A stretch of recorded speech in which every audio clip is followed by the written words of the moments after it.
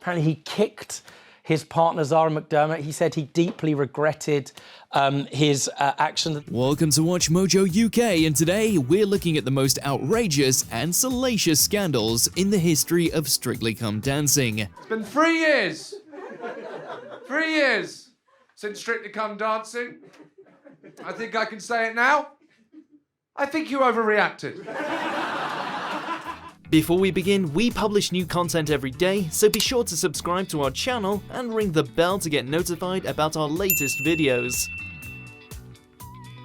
Number 20. John Sargent's unlikely success. There can't be many contestants who've withdrawn from a show because they were worried about winning it, but that's what journalist John Sargent did in Series 6.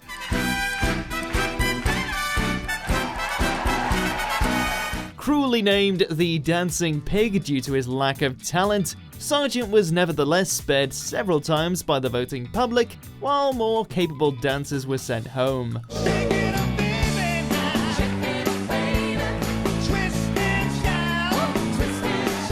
Eventually, Sargent voluntarily pulled out of the competition, saying the prospect of him winning was a joke too far.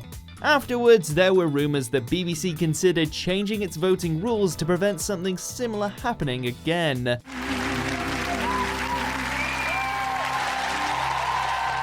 Number 19. Paul Burrell. Well, she said to me one day, "Have you ever thought about getting married, Paul?" I said, "Well, yes, I have, Your Majesty." She said, "Well, it's the foundation of life, you know." His 2003 memoir, A Royal Duty, made the former footman of the Queen and butler to Princess Di persona non grata at Buckingham Palace, and also apparently at Strictly Come Dancing. What is it? What is it? What is it? What is it? It's horrible stuff. Beatles or something. Though you'll have seen Burrell whimpering on I'm a Celebrity and in various Diana-centric documentaries, you won't see him taking to the dance floor because, as per some 2025 news reports, he's supposedly been banned. This is because seeing Burrell would upset Queen Camilla, a fan of the show, too much, and the BBC doesn't want to lose its regal viewer over featuring Burrell as a contestant. Camilla is also apparently close friends with Tess Daly. I was her best friend. I was a great advisor on what to wear and when to wear it.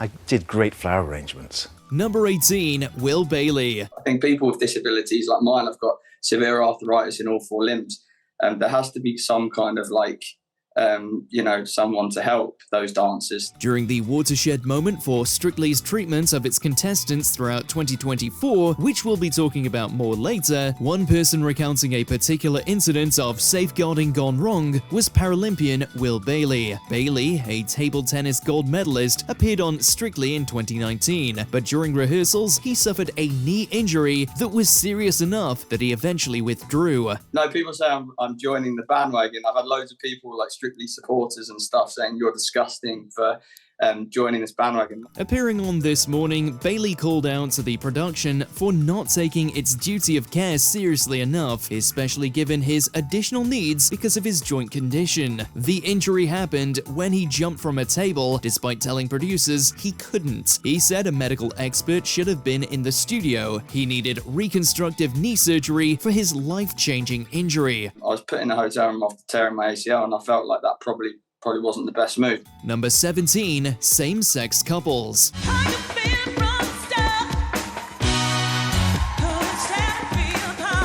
In 2015, pressure began to build from the public who wanted Strictly to allow its contestants to have same-sex dance partners. The Beeb initially balked at this idea, claiming that it couldn't have same-sex couples because it was a, quote, family show. In subsequent years, many international offshoots of Strictly began to feature same-sex couples, while multiple judges expressed public support for same-sex dancing.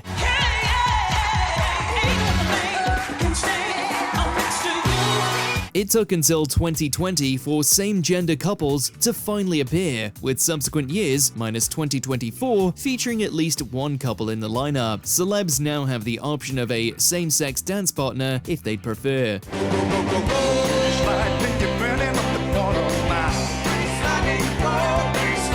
Number 16, Thomas Skinner. What does that make you then, a loser? Definitely not, Lordship. I'm no loser. There's been a lot of backlash to the 2025 Strictly lineup, as there often has been in recent years, as the BBC stretches the definition of celebrity far beyond its limits. One such allegedly famous face is Thomas Skinner, whom fans of The Apprentice will recognise from Series 15 back in 2019. Are you sure you got the drift from them about the football theme? I thought it was, I did like the song, and I felt it related to football because it was like the roots that he wanted to be happy throughout the song. Years prior though, and Skinner was convicted of handling stolen goods and possession of thousands of diazepam tablets, a Class C substance. But in recent years, he's voiced his support for Donald Trump, saying that Trump's second electoral victory is good for the UK economy, and was pictured hanging out with Vice President J.D. Vance. It is saddening for me, Thomas, but I have to say that it's been nice being associated with you. Lots of people think that someone with such inflammatory views shouldn't be on the BBC's biggest show. But Thomas, I have to say this, it is with regret that you're fired.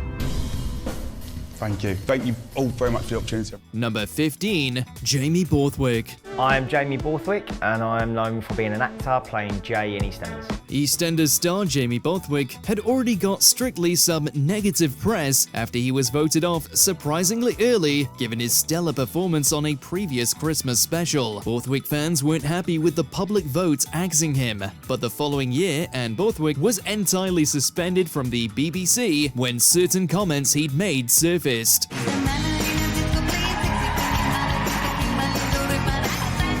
He used an ableist slur to describe the people of Blackpool while rehearsing at Blackpool Tower's famous ballroom on the set of Strictly, with the story leaked by The Sun the following year. He apologised and said he didn't understand the meaning of the word he used.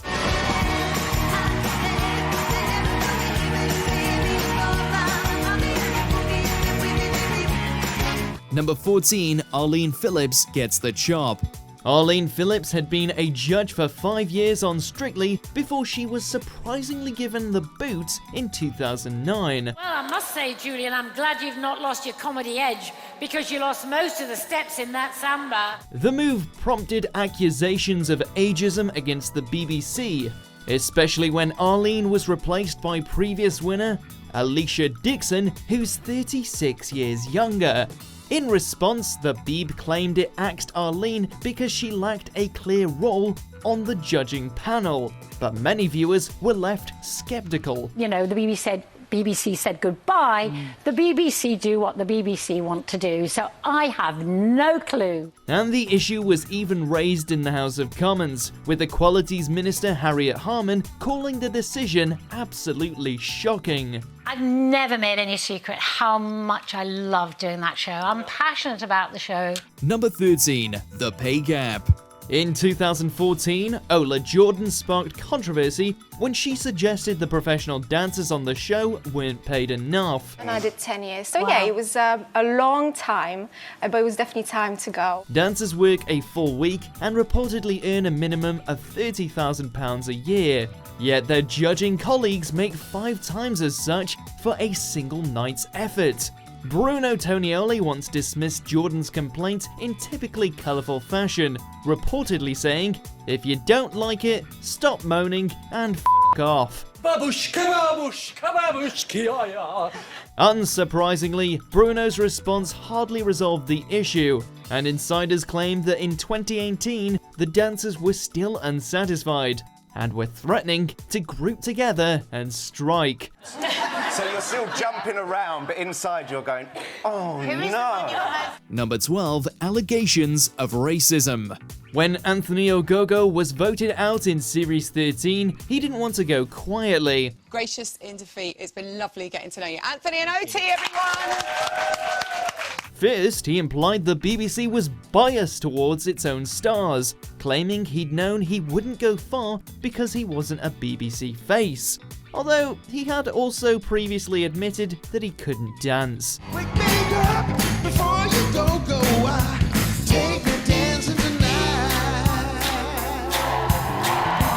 More controversially though, he complained about being partnered with Oti Mabuse, saying he'd expected the show to spread the minorities around.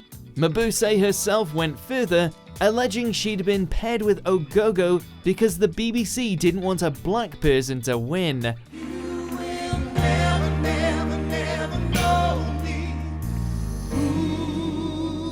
Number 11. The Strictly Curse. Strictly has famously been responsible for the breakup of many contestants' relationships in a phenomenon that has become widely known as the Strictly Curse.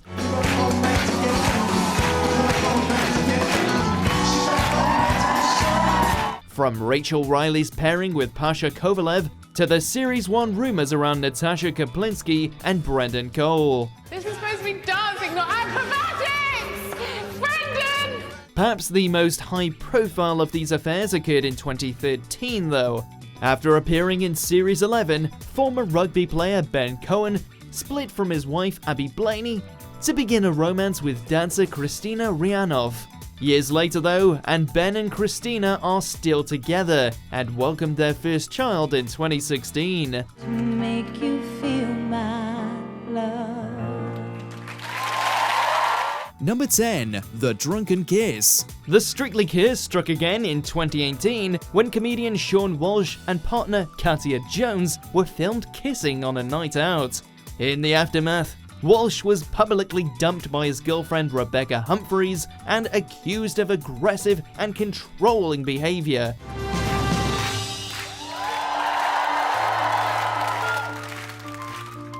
In another strand to the scandal, Katia's husband Neil is also a pro dancer on Strictly. The pair swiftly apologized, but resisted suggestions that they should quit the show. I made a mistake, which I'm very sorry for. I'm sorry for the hurt that I've caused. And so, in one final scandalous twist, their next routine was reportedly changed from the Roomba to a Charleston because it was less sexy. And when they scored highly, some viewers alleged that they'd received preferential treatment from the judges. Number 9. Anonymous Arrest. In late August 2025, stories emerged that a former Strictly star had been arrested on suspicion of serious sexual assaults and non-consensual intimate image abuse by the Metropolitan Police. The identity of the star has so far been kept under wraps, despite the Met and Hertfordshire Police encouraging people to come forward if they have any information. All we know is that it was a man in his 30s and isn't believed to be connected to 2025 series of the show. If the case goes to court, their identity will probably be revealed, but for the time being, we have no idea which celebrity or professional dancer committed these alleged crimes. Number 8. Anton Du Beke's racist comments. In Series 7, pro dancer Anton Du Beke sparked outrage after using racial slurs against actress Lila Ruas.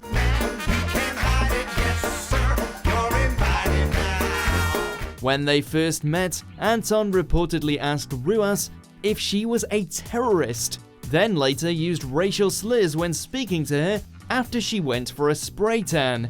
Du Beke claimed his comments were just backstage banter, but Ruas was rumored to have been left in tears, although she later accepted Anton's apology. I can hear the sound of violin long before it begins. Initially, host Bruce Forsyth stood up for Du Beke, saying the dancer has done nothing wrong, before subsequently having to backtrack on his comments too.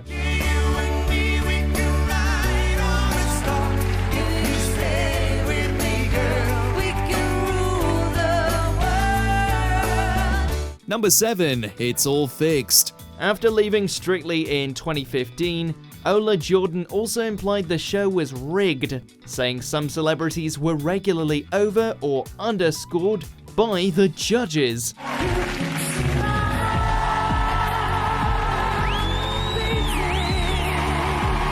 Unsurprisingly, the BBC dismissed her claims, but other allegations of bias have surfaced over the years, with Jamelia once suggesting she only lost out to Peter Andre in a dance-off because the BBC staged a standing ovation for her opponent.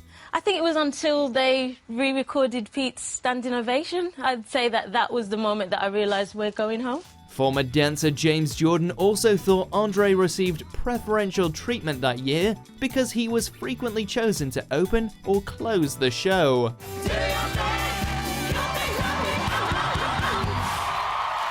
Number 6. Doping allegations. Professional dancing is a hugely competitive discipline, and performers are occasionally accused of taking illegal steps to give themselves an edge.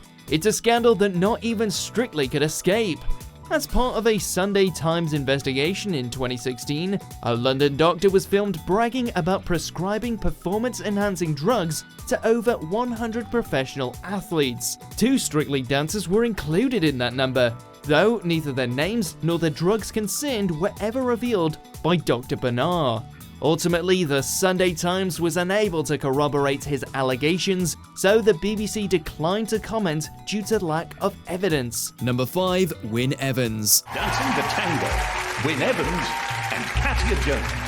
More controversies from the 2024 series. The following year, Wynne Evans, best known as Gio Compario, was sacked from the Strictly Live tour after making some comments. I didn't know there was a reporter still there recording, apparently, on their phone.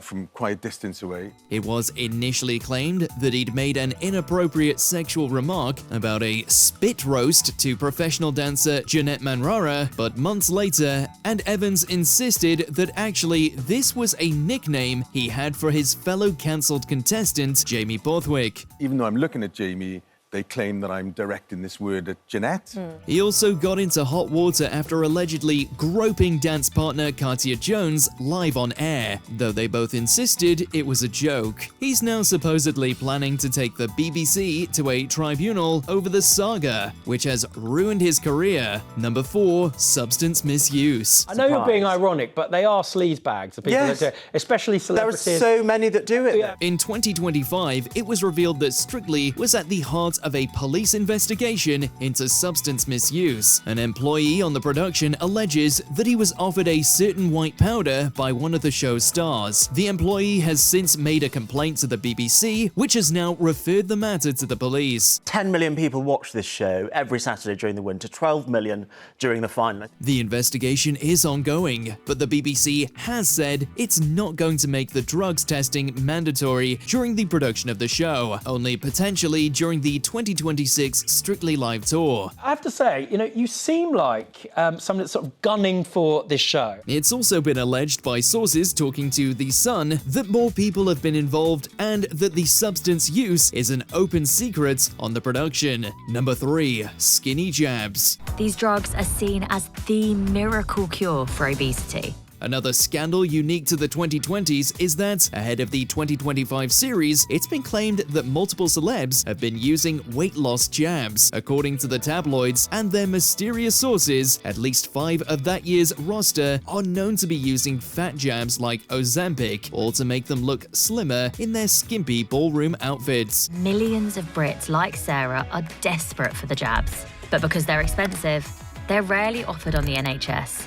So most are turning to the private market. Nobody's named the celebs allegedly up to this, and the BBC itself has hit back at the claims, saying that they're actually not aware of any stars taking these medications. It's been pointed out, though, that anybody doing this might be putting themselves in danger, because they won't get enough calories to support the grueling training regimen Strictly puts its contestants through. These were people who were normal weight, sometimes actually underweight, that were taking these medications, and those were the majority of the people that we were seeing. Number 2. Giovanni Pernice. If it'd just been me coming out saying, all this stuff, I can understand why people go, oh God, But there were 5 or 6 other people previously to me who had the same experience. The biggest scandal to rock Strictly in its entire history came in early 2024, when one of the previous year's competitors, Amanda Abington, made it public that she'd been trying to get footage of her training sessions with professional dancer Giovanni Pernice. Following these allegations from Abington, which she discussed in a long interview recounting the trauma of working with Pernice and his obsession with winning, Pernice spectacularly quit and went and joined the Italian version. I would get the producers saying, on the Friday, we've just watched the footage back, we are shocked and horrified, we're so sorry. There were also rumours that Laura Whitmore and Ranveer Singh had had unpleasant experiences with Pernice when he was their partner on the show. His past dance partners were getting in touch with you and saying what? I'm so sorry.